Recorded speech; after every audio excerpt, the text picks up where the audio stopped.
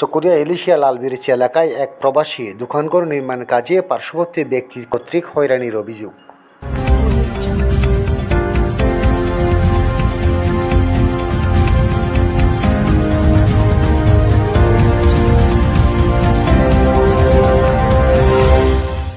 চকরিয়া পশ্চিম বড়বিয়াওলা লালবিরিচি এলাকায় এক প্রবাসী জমি ক্রয় করে দোকান নির্মাণ কাজে পার্শ্ববর্তী ব্যক্তি কর্তৃক হয়রানির অভিযোগ। সাংবাদিকদের কেন ডাকালেন, আপনার নাম কি এবং আপনার বিস্তারিত পরিচয়টা দেবেন? আমার নাম হলো ফজল করিম।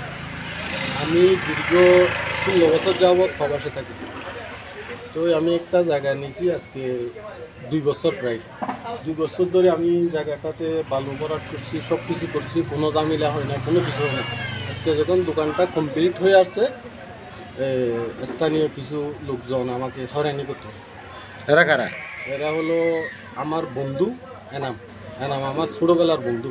তার সাথে আমার সাথে কোনো ঝগড়াফাটি কিছু নাই, মানে এর আমার সাথে এখনও কোনো দিন কোনো মুখে টুটে হয় না। সে আমার জন্য কেস করছে ইয়াতে, এই আপনার কোর্টে। আমি কোর্টে হাজির হয়েও আছি।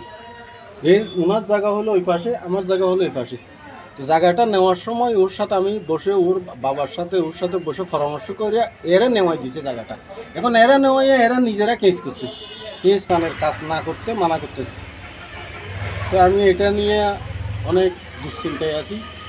এই এলাকায় কাজগুলো করতেছি, এটার আমার আছে। তো এখানে এলাকার লোকজন আছে, মান্যগণ্য লোক আছে। এরা ইউনিয়নের এটার ইলিশিয়া চেয়ারম্যান তো বাবলা স্যার। তো আপনি বাবলা স্যারকে জানাইছেন বিষয়টা? বাবলা স্যারকে জানানো হয় না, ও কোর্টে কেস করছে, কোর্টে কেসে আমি হাজির হয়ে আছি। এ ব্যাপারে আপনাকে প্রশাসনকে অবগত করেছেন? প্রশাসন অবগত করেছে। প্রশাসনের কাছে আমি দেখা করছি, এরা বলছে ঠিক আছে, এটা আমরা একটা ভেঙে দেবো, এটা বলছি।